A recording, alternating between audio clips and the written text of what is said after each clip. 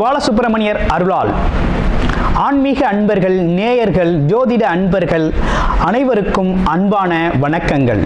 நான் உங்கள் வாழ்க வளமுடன் ஜோதிடர் ஸ்ரீ குரு சுந்தரவடிவேல்.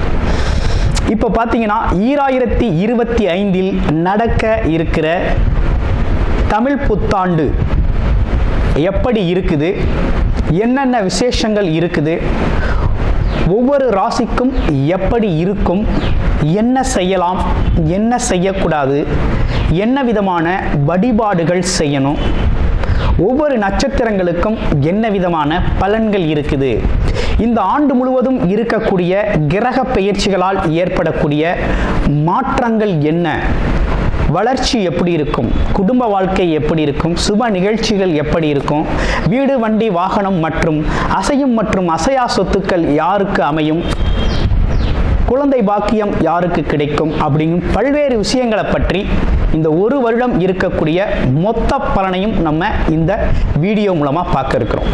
இப்போ இந்த விசுவாவசு வருடம் தமிழ் புத்தாண்டுகளில் 60 வருடங்களில் 39வது வருடம் தான் இந்த வருடம்.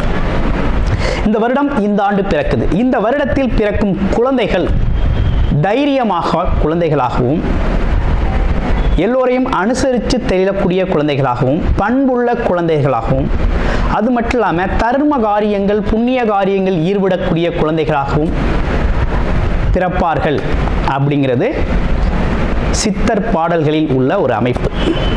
அது மட்டும் இல்லாமல் தன் மகனை சான்றோன் என கேட்ட தாய் அப்படிங்கிறது மாதிரி அந்த குழந்தைகள் பெற்றோருக்கு பெருமை சேர்ப்பார்கள் அப்படிங்கிற ஒரு விஷயமும் இருக்குது. இப்போ இந்த வருடத்தில் இந்த வருட பிறப்பின் அடிப்படையில் சூரியன் அப்படிங்கிற ஒரு ராஜாவாகவும் மந்திரியாகவும் இருக்கிறதுனால அரசியல் மாற்றங்கள், அதிகாரம் சார்ந்த மாற்றங்கள் அப்படிங்கிற ஒரு விஷயம் நடக்க இருக்குது. அதையும் தாண்டி மழை பொழிவு அப்படிங்கிறது ரொம்ப அதீதமாக இருக்குது. விவசாயம் செழிக்கும், தானிய உற்பத்திகள் அதிகரிக்கும். அடுத்து பார்த்தீங்கன்னா மக்கள் செழிப்பமடைவார்கள். வருமானத்தை விட செலவு கம்மியாக இருக்கும், சேமிப்பு அதிகரிக்கும், தங்கம், வெள்ளி, ஆபரணங்கள் வாங்கக்கூடிய தன்மை ஏற்படுது. அது இல்லாமல் பார்த்தீங்கன்னா இந்த காலகட்டத்தில் பசுக்கள் உற்பத்தி அப்படிங்கிற ஒரு விஷயம் ரொம்ப நல்லா இருக்குது. அடுத்து பார்த்தீங்கன்னா மக்கள் மீது வரி அப்படிங்கிற ஒரு விஷயம் அதிகரிக்கக்கூடிய சூழ்நிலை அப்படிங்கிறதும் இருக்குது. ஆக மொத்தத்தில் இந்த விசுவாவசு வருடம் அப்படிங்கிறது மற்ற வருடங்களை விட இந்த வருடத்தில் மக்களின் வளர்ச்சி அப்படிங்கிறது நல்லா இருக்கு. திரைப்படத்துறை ரொம்ப நல்லா இருக்கு. பெண்களுக்கான வளர்ச்சி, பெண்களுக்கான திட்டங்கள் அப்படிங்கிற ஒரு விஷயத்தை அரசாங்கங்கள் அதற்கான முக்கியத்துவம் கொடுக்க இருக்கிறாங்க. அந்த வகையில் அவங்களோட தனி முன்னேற்றம் அப்படிங்கிறது இந்த காலகட்டத்தில், இந்த வருடத்தில் ரொம்ப அதிகமாக இருக்கக்கூடிய அமைப்பு இருக்கு. குறிப்பாக எல்லார் குடும்பங்களிலும் சுப நிகழ்ச்சிகள் நடக்கக்கூடிய ஒரு தன்மை, திருமண பாக்கியங்கள் கைகூடக்கூடிய ஒரு அமைப்பு, குழந்தை பாக்கியங்கள் கிடைக்கக்கூடிய அமைப்பு, கோவில் வழிபாடுகள், தர்ம காரியங்கள், புண்ணிய காரியங்களில் மக்கள் ஈடுபடக்கூடிய ஒரு தன்மை அப்படிங்கிறதெல்லாம் ரொம்ப மிக சிறப்பாக இருக்கக்கூடிய இந்த விசுவாவசு வருடத்தில் உங்கள் ராசிக்கு எப்படி இருக்கும் அப்படிங்கிறத இப்போ பார்ப்போம். அவிட்டம் நட்சத்திரம் இந்த விசுவாவசு வருடம் என்ன விதமான பலன்களை தர இருக்குது அப்படின்னு பார்த்தோம்னா, பல்வேறு விதமான தொழில் சம்பந்தப்பட்ட நுண்ணறிவு அப்படிங்கிற ஒரு விஷயமும், தொழில் நுணுக்கங்களையும் நிறைய நம்ம தெரிந்து வச்சுருப்போம். அதே தொழிலை இப்போ தொடங்கணும், அதே தொழிலை ஜெயிக்கணும் அப்படிங்கிற ஆசை அப்படிங்கிற ஒரு விஷயம் நீண்ட நாள் கனவுகளாக இருக்கக்கூடியவங்களுக்கெல்லாம் இந்த காலகட்டத்தில் அதே தொழிலை நீங்கள் தொடங்கி ஜெயிக்கலாம், அல்ல ஏற்கனவே இருக்கிற அந்த தொழிலை டெவலப் பண்ணி ஜெயிக்கக்கூடிய ஒரு அமைப்பு அப்படிங்கிறது ஏற்பட்டிருக்கு. இந்த வருடம் அப்படிங்கிறது பார்த்தீங்கன்னா உங்களுக்கு பார்த்தீங்கன்னா பல்வேறு விதத்தில் லாபத்தை தரக்கூடிய வருடம் தான். கொடுத்த பணம் விரைவில் வந்து சேரும். வண்டி வாகனங்கள் வாங்கக்கூடிய அமைப்பு, கடன் வாங்கி வீடு கட்டுறது, வீடு மனை வாங்குறது, அப்படிப்பட்ட விஷயங்கள்லாம் ஏற்படக்கூடிய ஒரு அமைப்பு அப்படிங்கிறது உருவாகிருக்கு. இதையும் தாண்டி குழந்தைகள் பார்த்தீங்கன்னா வெளிநாடு, வெளியூர்களில் இருக்காங்க அப்படின்னா அவங்க மூலமாக அவங்களுக்கு பணவரவு, தனவரவு அதிகரிக்கக்கூடிய காலகட்டம் இருக்குது. அதே போல் இந்த காலகட்டத்தில் தான் உங்களுக்கு பார்த்தீங்கன்னா பதவி சம்பந்தப்பட்ட விஷயங்கள்லாம், அரசியல், பொது காரியங்கள், தர்ம காரிய பதவிகள்லாம் கிடைக்கக்கூடிய ஒரு அமைப்பு அப்படிங்கிறது இருக்குது. அனைவருக்கும் விசுவாவசு வருட இனிய புத்தாண்டு நல்வாழ்த்துக்கள். ஆயுள் காரகன் சனி பகவானை ஆட்சி அதிபதியாக கொண்ட மகர ராசி அன்பர்களுக்கு இந்த தமிழ் புத்தாண்டு விசுவாவசு வருடம் எப்படி இருக்க போகுது அப்படிங்கிறத பார்க்கையில், குரு பகவான் இந்த வருடத்தில் கிரகங்கள்லாம் பார்த்தீங்கன்னா, இதுவரை உங்கள் ராசிக்கு 5ஆம் இடத்தில் இருந்து வந்த குரு பகவான் சத்ருஸ்தானமான 6ஆம் இடத்திற்கு பயிற்சி ஆகிறார் மே 14ஆம் தேதி. அடுத்து பார்த்தோம்னா மகர ராசியில் 3ஆம் இடம், மகர ராசியிலிருந்து 3ஆம் இடத்தில் இருக்கக்கூடிய ராகு, உங்களுடைய ராசியிலிருந்து 9ஆம் இடத்தில் இருக்கக்கூடிய கேது பார்த்தீங்கன்னா மார்ச் 18ஆம் தேதி பார்த்தோம்னா உங்களுடைய ராசிக்கு 2ஆம் இடத்துல ராகுவும் 8ஆம் இடத்துல கேதுவும் பெயர்ச்சி அடைகிறார்கள். அடுத்து சனி பகவான் உங்களுடைய ராசியிலிருந்து 3ஆம் இடத்திற்கு பெயர்ச்சி ஆகிறார். ஆயிட்டர். இதுதான் இந்த ராஜ கிரகங்களின் ஒரு வருடக்கோள்களின் ஸ்தான பலங்கள்லாம் கோச்சார நிலைகளில் இப்படி இருக்குது. இது என்ன விதமான மாற்றத்தை உங்களுக்கு ஏற்படுத்தி தருது அப்படிங்கிறது தான் இப்போ நம்ம பார்க்க வேண்டிய அவசியம்.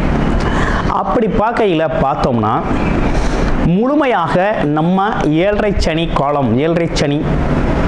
காலம் அப்படின்னு சொல்லக்கூடிய அந்த விஷயத்திலிருந்து முழுமையான விடுதலை அடைஞ்சாச்சு. பயம் அப்படிங்கிற அவசியம் இனி வேண்டியது இல்லை.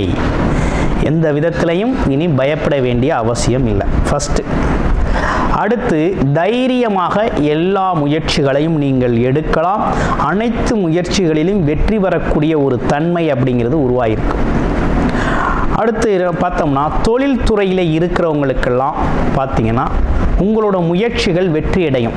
என்னென்னா, ஒரு சின்ன தாமதத்தோடு வெற்றி அடையும். சிறு தாமதத்தோடு வெற்றி அடையக்கூடிய ஒரு தன்மை அப்படிங்கிறது உருவாகிருக்கு. ஒன்றும் கவலைப்பட வேண்டாம். அதே போல் வெளிநாடு யோகம் அப்படிங்கிறது ரொம்ப சூப்பராக இருக்குது. மகர ராசி அன்பர்களுக்கு நீண்ட நாளாக வெளிநாடு போகணும், வெளிநாட்டில் தான் வேலை பார்க்கணும் அப்படின்னு சொல்லி முயற்சி செஞ்சவங்களாம் கண்டிப்பாக வெளிநாடு போவீங்க. வேலை அப்படிங்கிறது உறுதியாக உண்டு. வெளிநாட்டு வேலை ரொம்ப சூப்பராக இருக்குது. அடுத்து, இதுவரை புதிய முயற்சிகளில் உங்களோட முயற்சிகளில் இருந்து வந்த தடை தாமதங்கள் அப்படிங்கிறது மாறிடுச்சு. தடை தாமதம் மாறிடுச்சு. ஆனால் இருந்தாலும் கொஞ்சம் கவனமாகவே செயல்பட வேண்டிய அவசியமும் இருக்குது. அதே போல் பல குடும்பங்களில் இருந்து வந்த பிரச்சனைகள், குடும்ப பிரச்சனைகள்லாம் ஒரு தீர்வுக்கு வந்துடுச்சு, சரியாயிடுச்சு அப்படிங்கிற ஒரு சூழ்நிலை அப்படிங்கிறது இந்த வருஷம் இருக்குது. ஏன்னா, குருவோட பார்வை உங்களுடைய ராசிக்கு 2ஆம் இடத்துல பார்க்குறார். வருமானம் நல்லா வரும், ஒன்றும் பிரச்சனை இல்லை. உங்களுடைய வாக்குஸ்தானத்தில் ராகு பகவான் அமர்ந்திருக்கிறதுனால அதிகப்படியான பேச்சு ஆபத்தை விளைவிக்கும். ஒன்று. அடுத்து, குடும்பத்தில் வாக்குவாதங்களை தவிர்த்துக்கிறது அப்படிங்கிறது ரொம்ப நல்லது. ஸோ இதெல்லாம் வெரி குட், சூப்பராக இருக்குது. அடுத்து, இந்த வருடம் பார்த்தீங்கன்னா கடன் வாங்கியாவது வண்டி, வாகனம், இடம், பூமி, மனை, சொத்து, வீடு இப்படின்னு பல்வேறு விஷயங்களை உருவாக்கக்கூடிய ஒரு தன்மை அப்படிங்கிறது இந்த வருஷம் உங்களுக்கு இது சார்ந்த விஷயங்கள் நடக்க இருக்குது. அடுத்தடுத்து பார்த்தோம்னா எப்படி இருக்குது அப்படின்னு பார்க்கையில், இந்த வருஷம் நீங்கள் யாருக்கும் ஜாமீன் போடுற வேலையை வச்சுக்கப்படாது. அடுத்து, கடன் கொடுக்கறது வாங்குறது அப்படிங்கிறதெல்லாம் கொஞ்சம் குறைச்சிக்கிட்டா ரொம்ப நல்லாயிருக்கும் அப்படிங்கிற மாதிரி இருக்குது. இருந்தாலும் வயிறு சார்ந்த பிரச்சனைகளுக்கு கொஞ்சம் கூடுதல் கவனம் செலுத்தும். ஏன்னா, குரு பகவான் 6ஆம் இடத்துல போய் அமர்ந்துட்டார். ருத்ரு ரோண சத்ருஸ்தானம் அப்படின்னு சொல்லக்கூடிய ஒரு இடம். அப்போ அங்கே போய் குரு பகவான் ஸ்தான பலம் பெறார். உங்கள் ராசிக்கு 12 கூடையவராக இருக்கிறார். அப்போ என்னன்னா, கொஞ்சம் கவனம் தேவை. எதில்? வயிறு சார்ந்த விஷயத்தில். உடலுக்கு ஒத்து வராத உணவுகளை தவிர்க்கணும், உடம்பு மேலே ஒரு அக்கறை எடுத்துக்கணும் அப்படிங்கிற மாதிரி அமைப்பு இருக்குது. அப்புறம் வேறு என்ன சிறப்பு பலன்கள்லாம் இருக்குது அப்படின்னு பார்க்கையில், தந்தையோட உடல் ஆரோக்கியத்தில் கூடுதல் கவனம் தேவைப்படுது அப்படிங்கிற மாதிரி இருக்குது.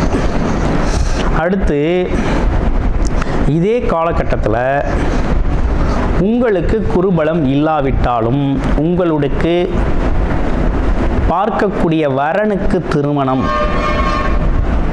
குருபலம் இருக்குது அப்படின்னா தாராளமாக திருமணம் அப்படிங்கிறத செய்யலாம். ஓகேங்களா, செய்யலாம், அதில் எந்த குறையும் இல்லை. அப்போ திருமண யோகங்கள், திருமண விஷயங்கள் நடக்கக்கூடிய ஒரு அமைப்பு அப்படிங்கிறதும் நல்லா இருக்குது. ஏன்னா குடும்பஸ்தானத்தை குரு பார்க்குறார், ஒரு குடும்பம் அமைகிறது அப்படிங்கிறது நல்லது அப்படிங்கிற மாதிரி இருக்குது. அப்போ இந்த காலகட்டத்தில் இப்படிப்பட்ட விஷயங்கள்லாம் நடக்க இருக்குது.